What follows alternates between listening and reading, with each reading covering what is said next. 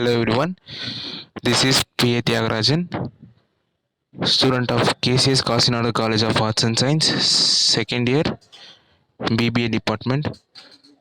Subject Business Regulatory Framework, Unit 3. Topic Formation of Sale of Goods and Essential Elements of a Valid of Sale. Formation of Sale of Goods. According to Section 4 1 of the Sale of Goods Act, a contract of a sale is a contract whereby the seller transfers or agrees to transfer property in goods to the buyer for a price. In other words, a contract to transfer property in the goods is known as contract of sale. Agreement to sale. When the ownership of goods is transferred at a future date, it is called agreement to sale. An agreement to sale becomes a sale when the time fixed lapse or the conditions subject to which the property in the goods is to be transferred are fulfilled. Essential elements of a valid sale or a contract of sale. Essential element of a valid contract.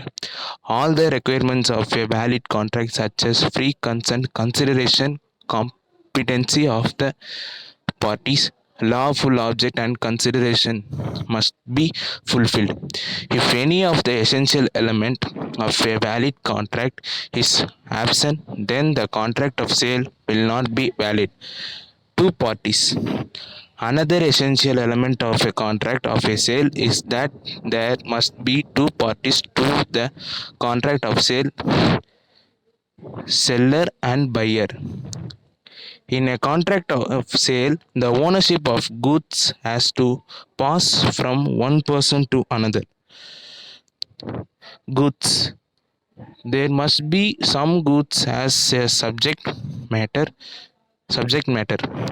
Goods must be one which is defined as goods in section 2(7) of the Sale of Goods Act.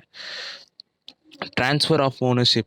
In every contract of sale, the seller must transfer the ownership of the goods to the buyer, or there must be an agreement to transfer the ownership by the seller to the buyer. The property in the goods means all ownership rights of the goods. Price. Another essential element of a contract of a sale is that there must be some price for the goods. That means the goods must be sold for the some prices which should be in terms of money. Thank you.